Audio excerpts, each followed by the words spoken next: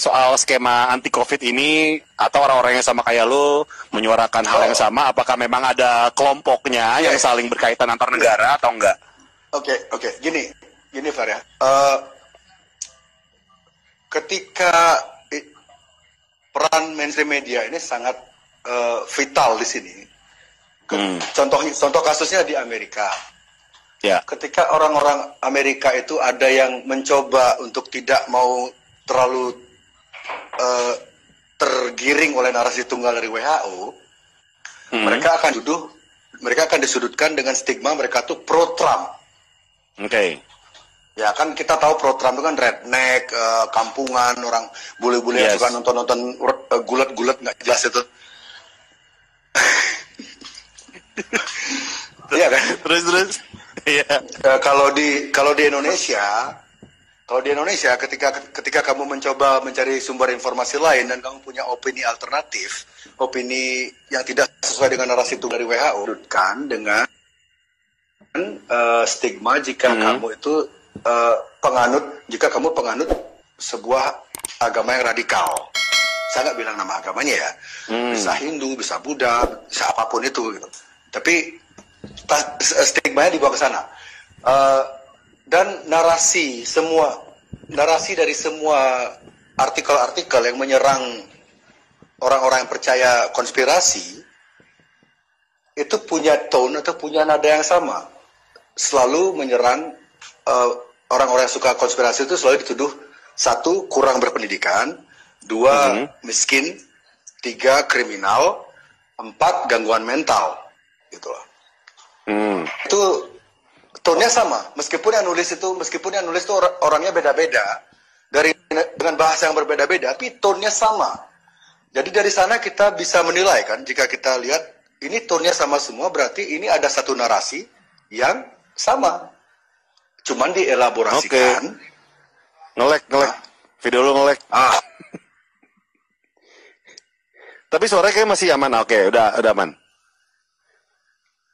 Ya. Suara lu nggak ada, Bli. Suara lu nggak ada. Bilang suaranya nggak ada gitu. WhatsApp.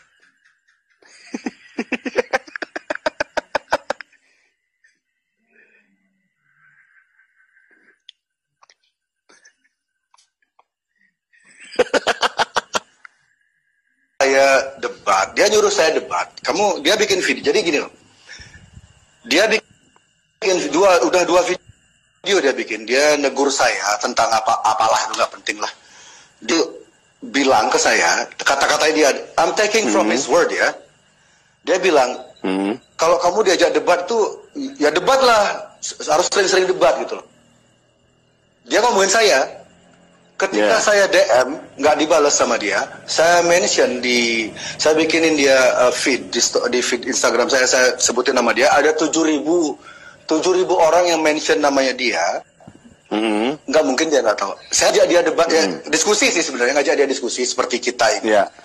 Dan dia nggak mau merespon. Jadi dia tuh, I don't know, logikanya dia di mana? Dia nyuruh saya debat, dia menyarankan saya untuk sering-sering debat. Untuk melayani debat, dia bikin 2 video dengan wajah saya. Dia memakai wajah saya di 2 video YouTube-nya tanpa persetujuan saya. Untung fotonya keren sih. Kalau fotonya jelas, saya mungkin beda kasusnya. Jadi dia pakai wajah saya di videonya dia, dia tanpa persetujuan saya, ngomongin saya, menganjurkan saya untuk menyarankan saya untuk sering-sering debat. Ketika saya ajak dia debat, dia tidak mau. Itu namanya orang apa kalau nggak pengecut?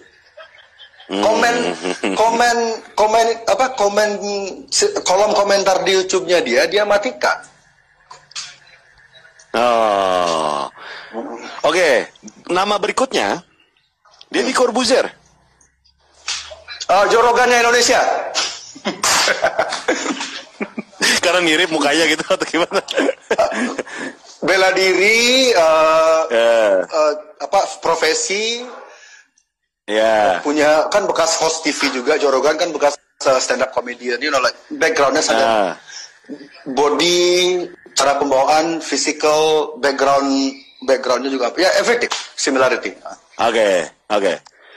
Nama berikutnya adalah Aiman.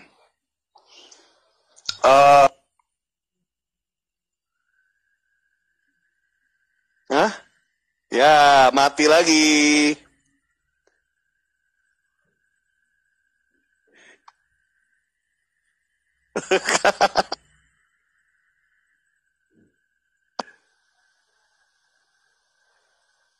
Suruh join lagi deh.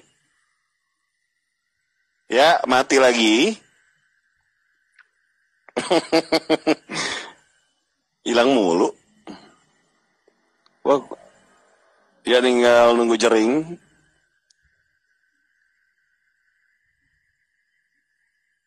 Oke.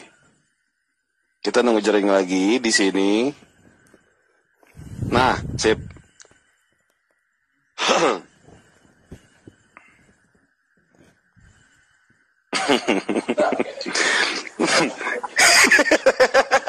Woi, udah. Fuck, Oke, terakhir Aiman.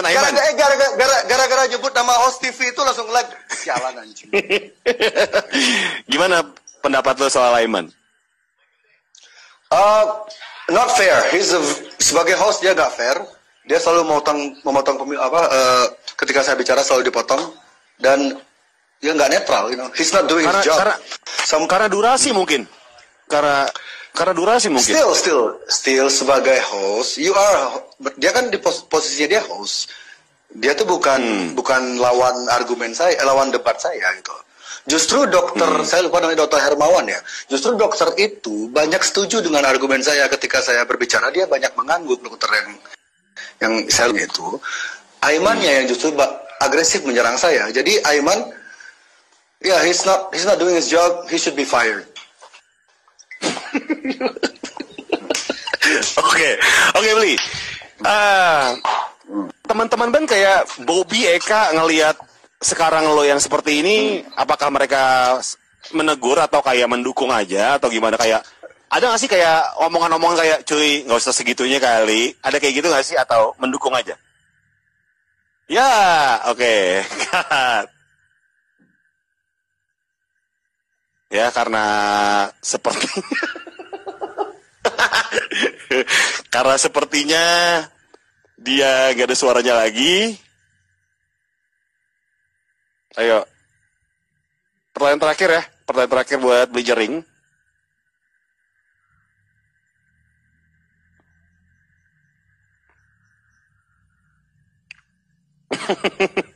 Kita menunggu Jering Ari Astina.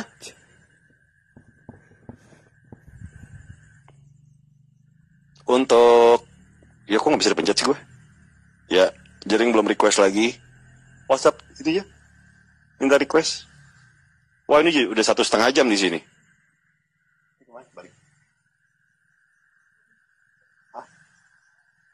Oh, di bawah. Oh.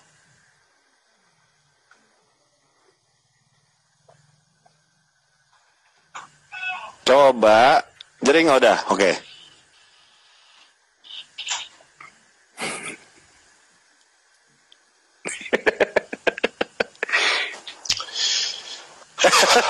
Cuy, udah. Bobby, tadi Bobby Eka. Bobby Eka. Ya, mereka mengikuti dan mereka setuju, cuman mereka tidak berani terlalu jauh karena kan tiap orang punya prioritas beda-beda kan. Tapi intinya mereka setuju jika media mainstream terlalu melebih-lebihkan, mereka setuju. Tapi sumber kekuatan saya di sini balik lagi ke awal pembicaraan kita tadi, sumber kekuatan saya dalam battle ini adalah istri saya. Jadi bukan satu-satunya yang paling kuat untuk mensupport lo adalah bini lo. Jadi saya nggak peduli meskipun kawan-kawan band saya nggak setuju atau apapun bertentangan, saya nggak setuju. Saya nggak peduli, silahkan. Kan gini loh. Hanya karena kita punya opini berbeda tentang COVID ini, kan nggak berarti kita harus musuhan, toh? Nggak berarti kita harus berhenti berteman, kan?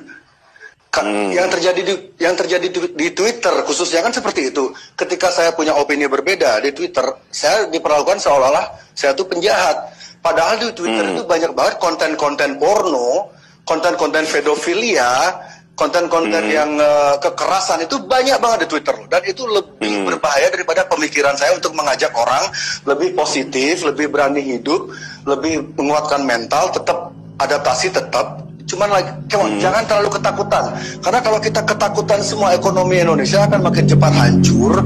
Kita akan makin cepat nyerah, dan kita akan tiba di kewajiban mandatori vaksin wajib ini. Dan ketika kita sudah mau menerima, semua orang diwajib vaksin, kamu kalau tidak divaksin tidak boleh keluar negeri, kalau kamu tidak divaksin kamu tidak boleh ke masuk mall, kalau kamu tidak divaksin tidak boleh tidak boleh kuliah. Itu fasisme, ingat ya, fasisme tertinggi. Mati ya? Enggak, aman. Enggak, aman. Bagi saya, fasisme tertinggi itu adalah ketika otoritas atau penguasa atau kalangan tertentu menentukan apa yang boleh ada di dalam tubuhmu. Itu sudah fasisme paling bangsat bagi saya. Oke. Ya, sementara beli jaring ngelek. Ya, nggak ada suaranya lagi.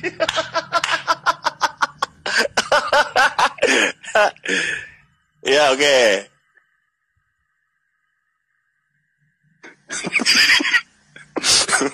Nge-lag cuy.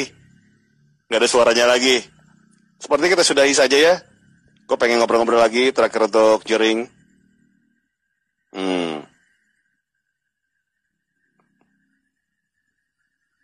Coba kita locket dulu. Belum di-accept. Belum di-request. Kok nggak bisa di... Wah, ada Dani Cagur. Beli tower dong, beli. Bener kata Dani Cagur tuh, bikin tower di atas. Nah, oke.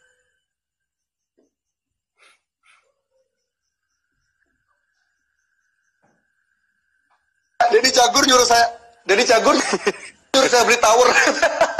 Lu bangun tower di atas. Aduh, sementara di Inggris tower-tower 5G itu udah dibakarin semua sama aktivis di sana.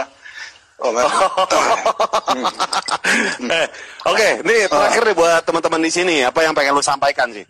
Apakah kita ngambil konklusi bahwa sebenarnya COVID itu udah ada kan? Seperti yang lu udah obrolin sama Tirta kan? Betul. Jadi apa nih? Yang bisa sampaikan terakhir ya? Oke. Carilah informasi semua sumber yang ada. Jangan percaya terhadap narasi tunggal organisasi apapun itu. Jangan 100% menelan mentah-mentah narasi dari mereka. Kita harus cari informasi dari semua sisi. Jangan pakai mesin pencari yang sering kita gunakan. Pakai mesin pencari yang lain, karena zaman sekarang di era ini kita sudah tiba di era AI, di mana algoritma itu sudah diatur sedemikian rupa untuk mendukung sebuah agenda. Jadi jangan percaya 100% apa yang saya bilang.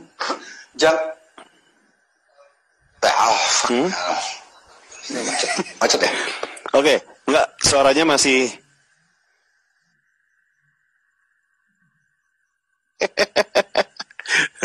Oke, terakhir Jering itu bilang jangan 100% percaya sama yang Jering bilang, oke ya? Dari situ. Yang media bilang dan Jering bilang juga.